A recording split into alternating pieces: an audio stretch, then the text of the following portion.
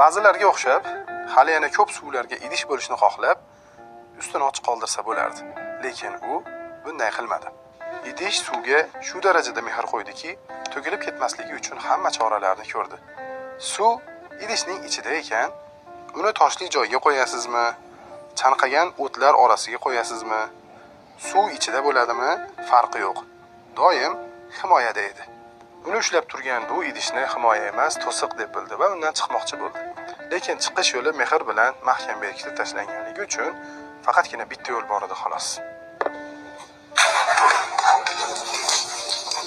Va u maqsadiga erishdi.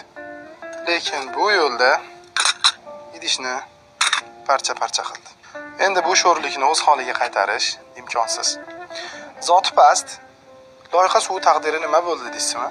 U yoki quruq tuproqqa singib ketdi, yoki yo'lida uchragan o't o'lanlarni sug'orib ketadigan o'ziga o'xshagan loyqa suvlarga qo'shilib ketdi.